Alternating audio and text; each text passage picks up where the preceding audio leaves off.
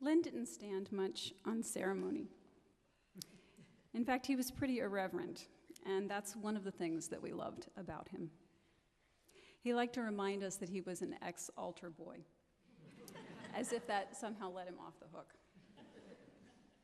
He also liked to tell the story of how a golfing buddy, who happened to be a priest, talked him into going to confession once.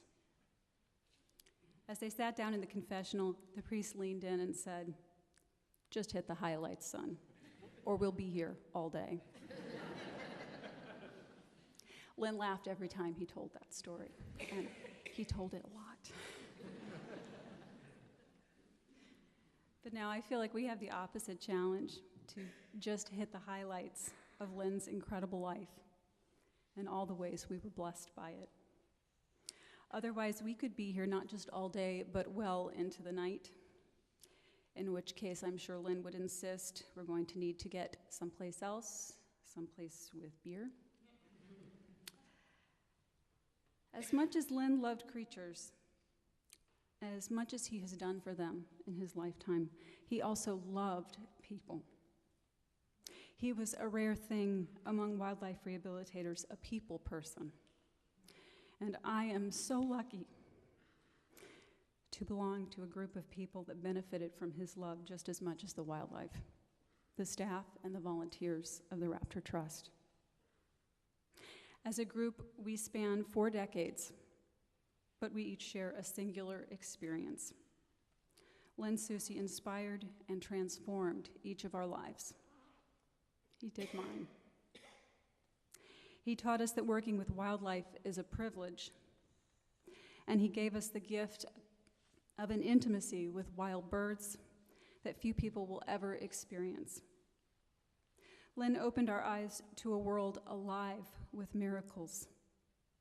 "You want to see something cool?" he'd say. Yeah, we do.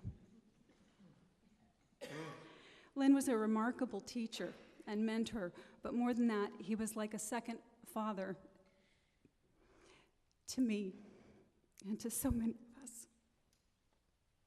A cantankerous father, maybe, but fiercely protective, proud, and generous to a fault. We are his flock, and we each carry his legacy. He took each of us under his wing. Along with Diane, he recognized us as family, and he gave us what I can only describe as a spiritual home. In the Raptor Trust, Lynn has given us a place to serve living things, to be in the service of that bright spark in a wild bird's eye, however we understand it. And he's given us a place to heal them when they're broken, and in doing so, to heal the broken parts of ourselves. I think I understand part of why Lynn may not have felt the need to go to confession very often. Through his life's work, he had a hand in rehabilitating over 40,000 wild birds and releasing them back to the wild. I'm not saying that made him a saint or an angel. We were lucky enough to know him better than that. But when we have any part in helping to save a wild creature, some of their second chance rubs off on us. And when we let a wild thing go, even as we take great joy in that creature's freedom, our hearts recognize that moment for what it is. It's a moment of redemption.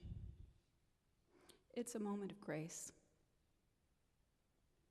40,000 birds is a lot of grace. Lynn shared that experience with us, for which we can only say, thank you, thank you, thank you.